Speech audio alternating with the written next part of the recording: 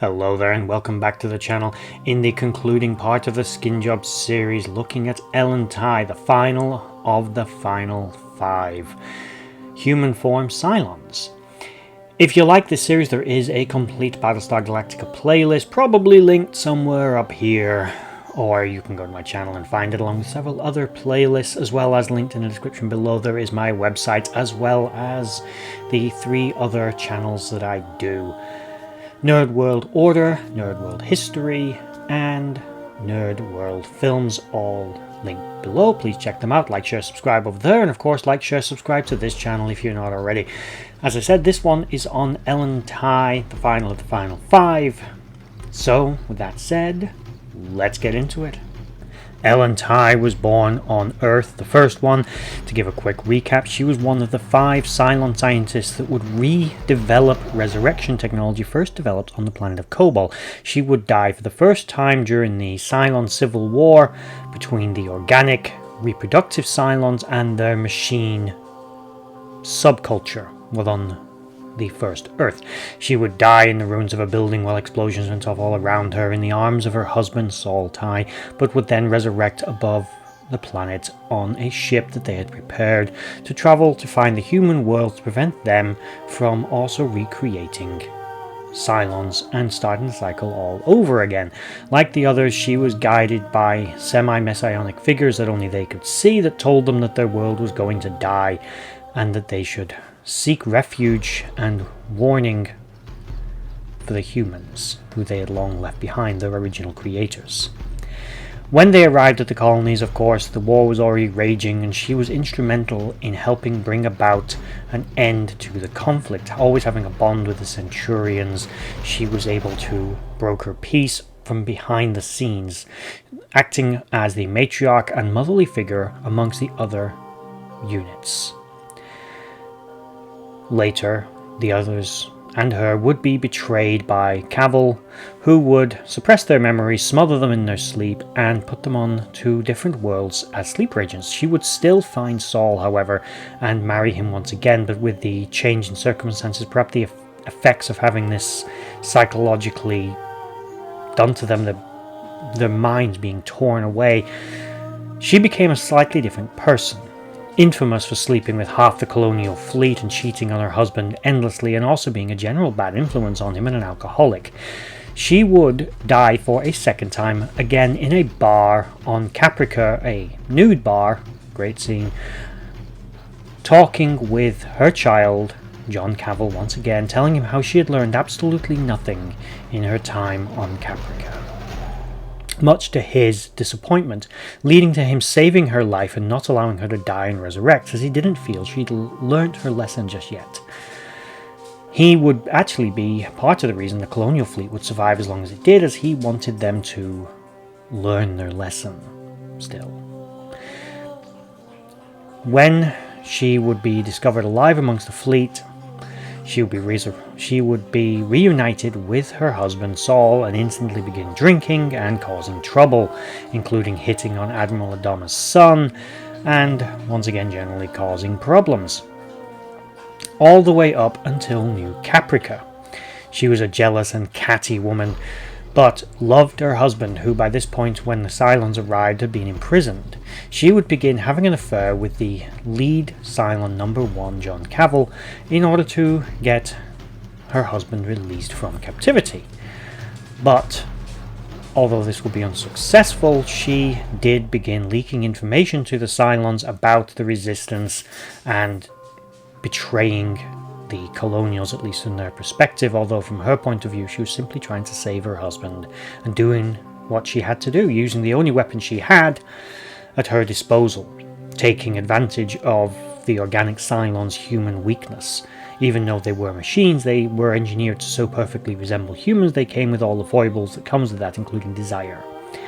Unbeknownst to her, later it would be revealed that she had created the Cavils in the image of her father. So let that one sink in for a while. Ew. Anyway, Saul Tigh would eventually kill his own wife in order to protect the resistance, because she had betrayed them so severely she could not be allowed to go unpunished, as people had died because of her betrayal.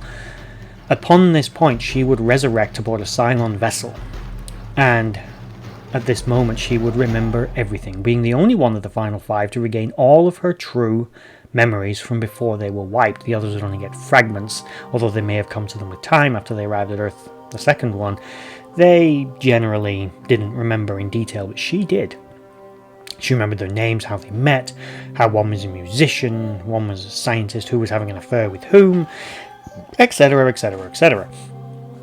When she woke, she would pretty much instantly befriend a local centurion that would help her raise up from her resurrection bath. Although she would quickly find out that the centurions had neurocephalic inhibitors that were lessening their independence, their ability to make independent decisions. She would, of course, support the Cylon rebellion, and eventually she would rejoin the colonial fleet. Eventually. Upon returning, though, to the colonial fleet, she would find her alcoholic husband had started an affair with their daughter. Again, let that one sink in. At least from her point of view, that's how she saw them. Because at least when she was having an affair with Cavill, she didn't know that he was her son. Ugh. And made in the image of her father. That is messed up, Freudian levels of messed up, and, you know, well done the writers, but that is deeply disturbing when you really think about it. A poor woman. Anyway, the 6 became pregnant. When she found out that 6 was pregnant, she was enraged and attacked her and eventually caused the baby to die. This was the first and only to be natural-born pure Cylon since the fall of Earth. Now, although there would not be another one, it showed that they did have the potential to still biologically reproduce. But, of course, the baby died. And that would have been, incidentally, the only other skin job that we had. And he unfortunately died and was never born, so it's not really enough to do a video on. Moving on. Eventually,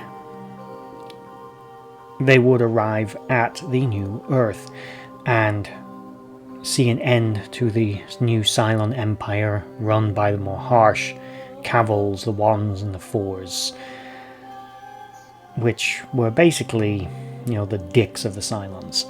And what was left of the Cylons would be the Centurions, now with their regained freedom to make their own independent decisions and toddle off and do their own thing. The remaining Cylons, including Ellen, would live out the rest of their days on Earth, and she would live out the rest of her life with her husband Saul. A happy ending, I think, for a character who was very well done. Probably my favourite, actually, of the Cylons. She was probably the most interesting of the original 5 with her character arc. And I don't know if it was an afterthought. I know some people believe it was an afterthought to make her the 5th, but definitely it was a way, storyline-wise, to bridge that human Cylon way of thinking. She'd lived in both worlds and understood both worlds very well, and was one of the better characters.